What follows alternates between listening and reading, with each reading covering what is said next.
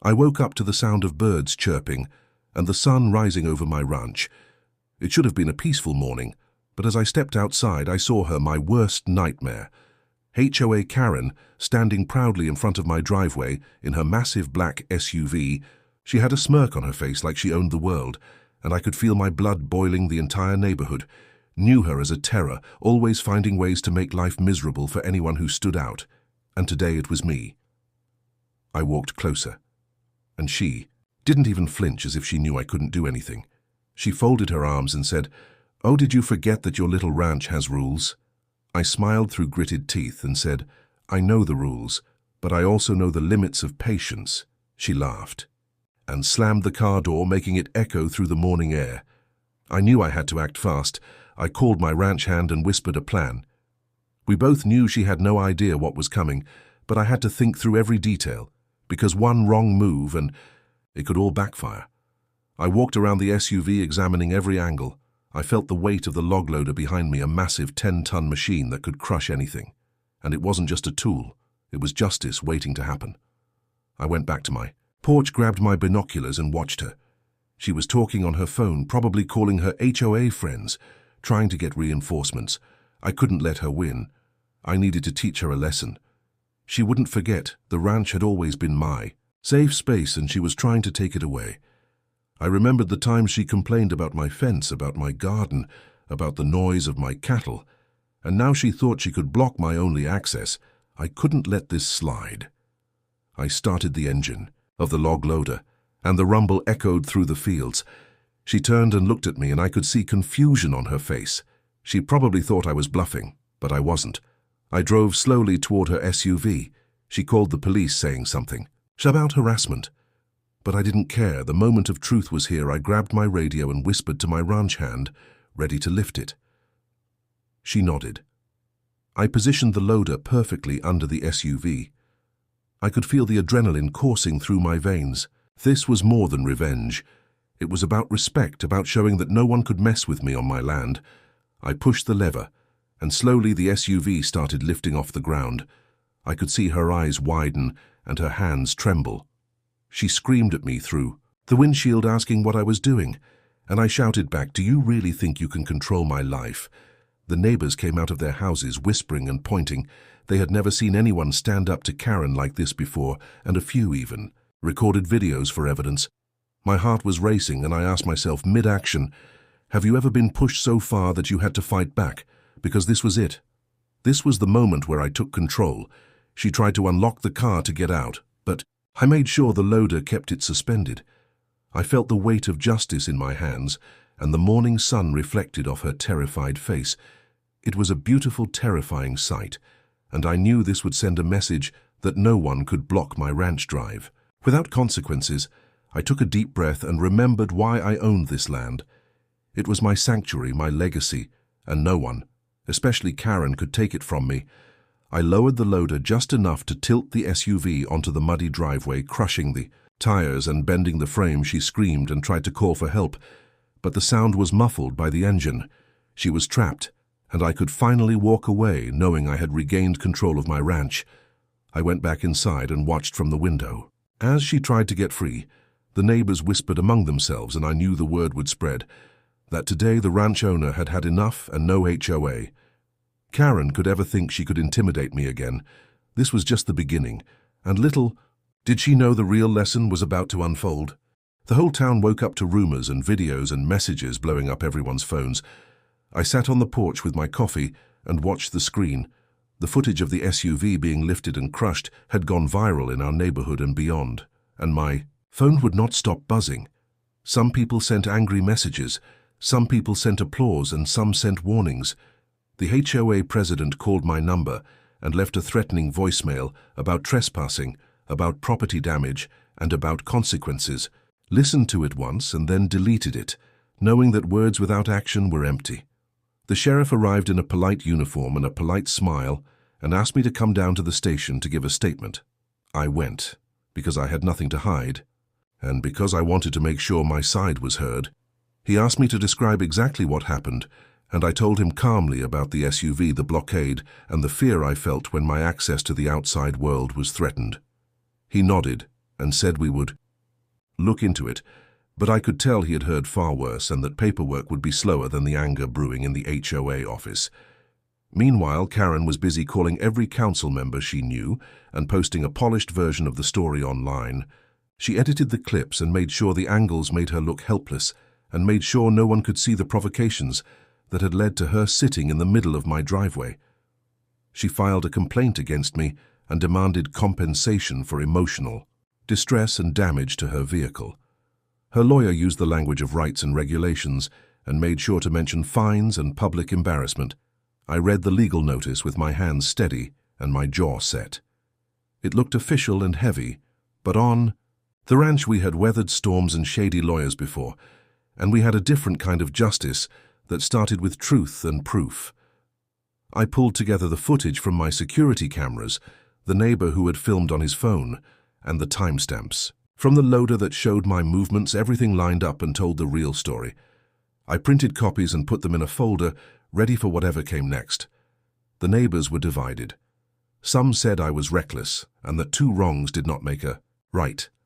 Others whispered that someone finally stood up to Karen and that maybe the neighborhood would breathe easier now. My ranch hand organized a small meeting at the barn, and a few of the neighbors came with pots of coffee and concerned faces. We spoke openly about boundaries, about respect, about rules that were meant to protect, not to bully. We made a plan to attend the next HOA meeting together and to ask for a mediated conversation. I wanted to calm the town and not to burn bridges, but I also wanted to make sure no one could repeat what Karen had done. I spent the afternoon fixing fences and checking the loader for any damage. The machine had been through tougher jobs, and it hummed like a loyal beast that had done its job and come back for more. I found myself thinking of my father, who had handed me this land with instructions to protect it and to fight for what was right. He would have smiled at my resolve and complained about the drama, and then offered practical advice on how to keep my head level and my hands steady. I called my sister and told her to come for support. She had a way of cutting through the noise and of reminding me that the world was bigger than a single feud. Her voice always made things simpler, and she promised to be there at the meeting. The evening brought a crowd to my gate. People wanted to see the aftermath and to whisper and point and to feel the tremor of scandal in a place that had been quiet for too long. Karen came out of her house with a clean dress and a phone in her hand and a lawyer in a rented car. She waved at the cameras like a celebrity and then stormed toward me with a face perfected for outrage. She called me a vigilante. She called me reckless and dangerous. And she used words that were sharpened by anger. I listened and I let her speak because I had already spoken to the sheriff and to the recordings and to the facts. The HOA threatened fines and community service and meetings that could drag on, but I remembered the look on her face when the tires popped, and the moment when her smirk had turned into panic. I remembered the nights she had knocked on my door to complain about noise, about the color of my mailbox, about the way my cattle grazed, and I remembered how she had laughed when I tried to reason with her. That memory was the tinder that made me burn with a need to protect my land. The next morning, a flyer appeared under my door. It showed a polished photograph of Karen and a headline about victimization, and it urged neighbors to attend a town hall to demand accountability for dangerous actions. I folded the paper and felt my chest tighten. The town hall was set for the following weekend, and the agenda was stacked. With emotion and accusations, I spent the week preparing. I rehearsed what I would say, I wrote down facts, and I practiced breathing slow so that my voice would not crack. I found witnesses and I made copies of the footage and the timestamps, and I even had a neighbor check the county records for prior complaints against Karen.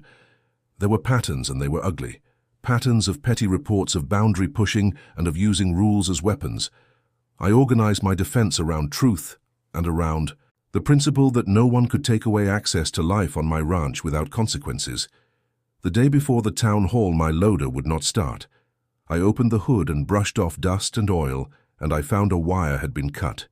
Someone had tried to sabotage my machine, and I felt a cold knot of realization that this had escalated beyond words and into actions.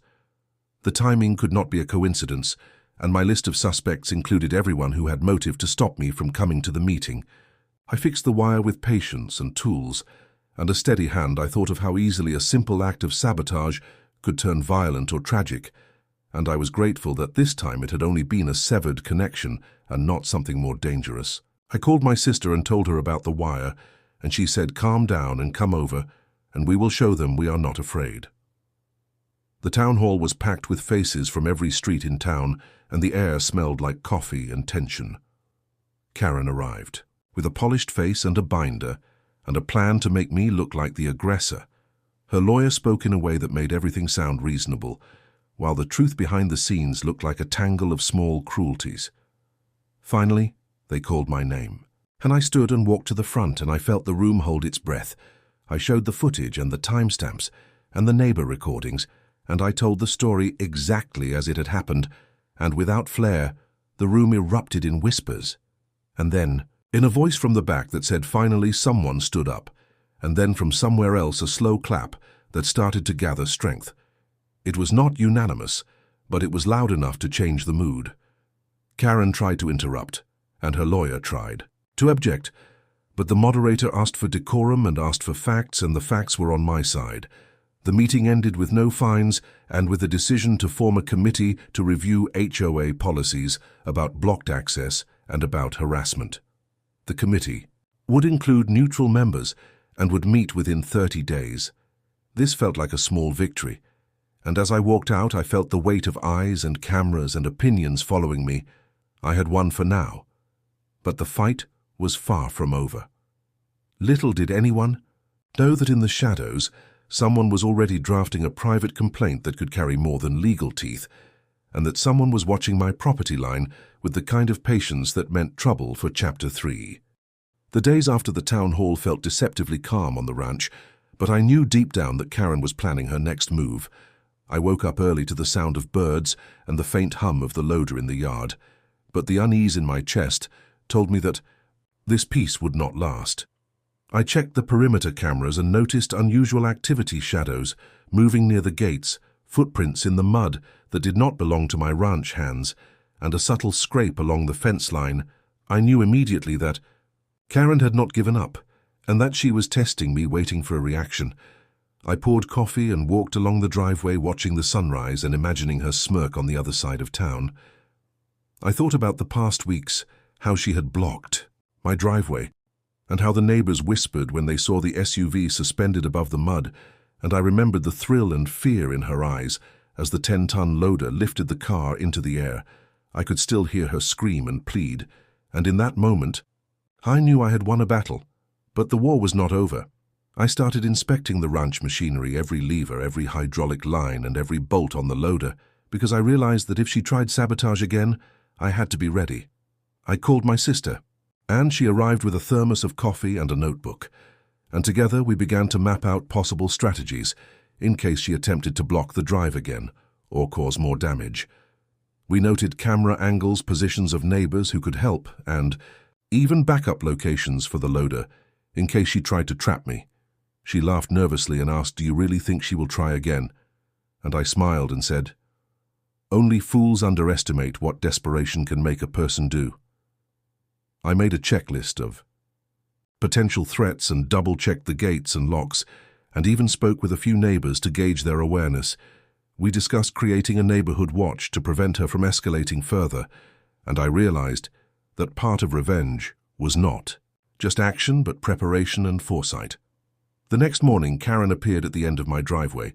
She was dressed sharply with sunglasses and carried a clipboard. I could see she was filming herself on her phone and speaking into it. She waved at me and shouted through the distance that I was a menace to the community and that I would pay for what I had done. I walked calmly toward the loader, feeling the weight of power and strategy. I knew the eyes of the neighbors were on both of us, and I did not want unnecessary escalation. I asked aloud in a loud voice, "So you thought blocking my driveway again was clever?" And she froze for a split second. I could see her hesitation, and then she laughed nervously and shouted that she was only testing rules. I looked at her and asked mid-sentence, "Have you ever realized that actions like yours have consequences?" Because in that moment the truth was in her face, and I knew the neighbors had heard it, and I could feel a shift in the air. She stepped closer and tried to block my path with her phone. and I moved slowly but steadily, operating the loader so that it was visible but not threatening, just enough to remind her that I had means if she crossed the line again. The neighbors peeked from their porches, whispering and filming their own videos, and I realized that the balance of power had shifted. The fear that she had once instilled was now replaced by caution. I made a mental note that this was the perfect moment to establish boundaries, and I walked to the fence to adjust a gate locking mechanism and called my sister to make sure all angles were covered. She nodded and reminded me to stay calm and not react impulsively. Karen suddenly called her lawyer on speakerphone, and the lawyer shouted legal threats and fines and claims of harassment. But I stayed calm. I explained to them that the footage clearly showed she blocked my driveway multiple times and that I had acted in self-defense and property protection. The lawyer tried to interrupt, but I held up a hand and calmly said the evidence is clear, and if anyone wants a civil discussion, I am willing, but reckless intimidation will not succeed. The conversation ended with frustrated voices on the other end, and I realized that this was the turning point. Karen could not bully me publicly anymore, and the neighbors were now witnesses to her escalation. I felt a surge of satisfaction and relief, but I also knew I had to remain vigilant. The next few days I patrolled the property more actively. I checked locks daily and watched for any suspicious movement. I even practiced driving the loader in tight spaces so that in case she tried to block the driveway with more vehicles or equipment, I could respond safely and quickly. One afternoon I noticed a delivery truck stopping near her property and immediately understood it was probably coordinated to provoke me or test reactions. I called my sister, and we devised a plan to document everything and report suspicious behavior without confrontation. I realized that revenge was not just about crushing a vehicle or making someone panic. It was about strategy, patience, and using evidence and preparation to secure peace and respect on my land. That evening, I hosted a small neighborhood gathering near the barn. We shared drinks and stories and subtly discussed rules about access and boundaries. Karen did not attend, and I knew she was seething behind closed doors. I felt the satisfaction of control and foresight, but also a sense of caution that she might escalate in unexpected ways. I reminded myself and the neighbors that this was only a matter of time and that patience and strategy were our greatest allies. The section ended. With the sun dipping behind the hills and the ranch bathed in orange light, I looked at the loader humming quietly in the field and thought about how power without preparation is meaningless. I knew Karen was planning something for the next chapter, and I smiled quietly, knowing that when the moment came I would be ready and that my revenge would be complete in ways she could never imagine. The morning sun rose over my ranch, casting long shadows across the driveway, and I knew that today would be decisive. Karen had spent nights plotting her next move, and I had spent nights preparing every detail, every angle, and every contingency. I walked outside with my sister by my side and felt the crisp air fill my lungs. We inspected the loader, making sure it was fueled and ready, and checked all the gates, cameras, and perimeter sensors. I knew she would try something dramatic, because that was her nature.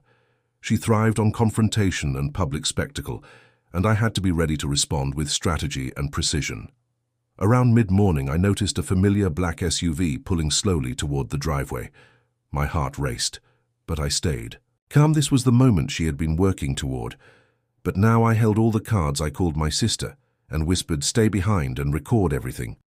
She stepped back and raised her phone. I maneuvered the loader to a visible position and waited. Karen stepped out of her car wearing sunglasses and a wide hat, trying to shield her face from the cameras and from the neighbors who had gathered discreetly to witness what was coming.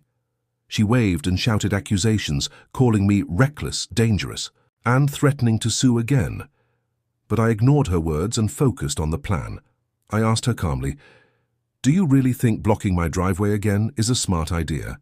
And she paused for a second, as if realizing that this was no longer the same ranch owner she had faced before. The neighbors whispered, and the air felt tense like the calm before a storm.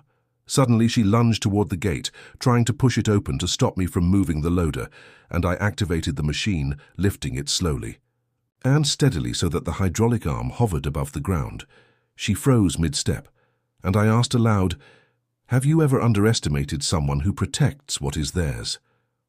Because the moment of truth was here, I could see the fear replacing the smirk. For the first time in weeks, her hands trembled and the phone dropped to the ground. I moved the loader closer to the SUV, just enough to tilt it slightly onto one side, bending the tires and frame the metal groaning under the pressure. I saw the panic in her eyes, the voice she once used to intimidate others now cracking and pleading. I kept my voice calm and firm. You wanted to control my life and my land. Now you see that actions have consequences. The neighbors recorded everything and whispered in awe and relief that someone finally stood up to Karen. I slowly lowered the SUV so it rested on the muddy driveway and tires flattened. She screamed and tried to call for help, but the sound of the loader drowned out everything. I walked up to her calmly and said, "This is your last warning. Do not block my driveway again. Do not threaten my neighbors. Do not attempt sabotage or intimidation again." She nodded shakily, unable to form words, and I backed away, keeping the loader ready. But, Heidel? I turned to the neighbors and said, "Let this be a lesson about respect, about boundaries, and about protecting what is rightfully yours." Everyone nodded, murmuring in agreement, and I felt a surge of relief and triumph. The HOA called again with threats of lawsuits and fines, but I now had everything documented from the camera's neighbor recordings and videos and the timeline of her repeated provocations. I met with the sheriff and showed the evidence, and they agreed that she had been attempting harassment and escalation, and that my actions had been defensive and proportional. I felt the weight lift off my shoulders, finally knowing that the legal system had acknowledged the truth. Karen tried to make one last scene at the county office, but I arrived early with all documentation and witnesses, and the officer calmly asked her to explain the incidents.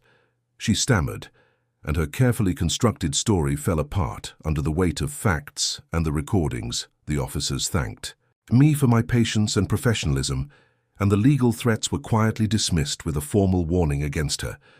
She left humiliated, and the neighbors whispered, and some laughed quietly, knowing that the ranch was safe once more. I walked back to the loader and ran my hands over the metal as if thanking it for its service. It had been a tool of protection, not destruction.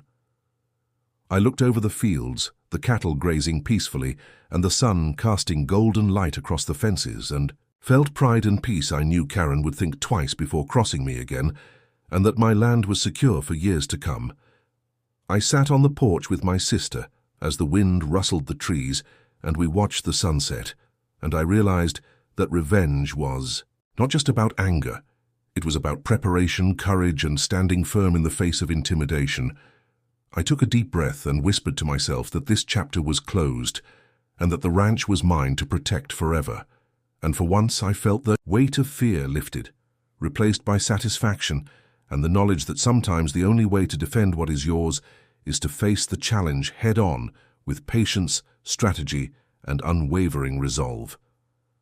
The story of the blocked driveway and the crushed SUV would be told in whispers in the town for months, and it would serve as a reminder to all that justice and respect cannot be bought or bullied, and I finally allowed myself to relax, knowing that I had done what needed to be done, and that my home, my land, and my peace were safe.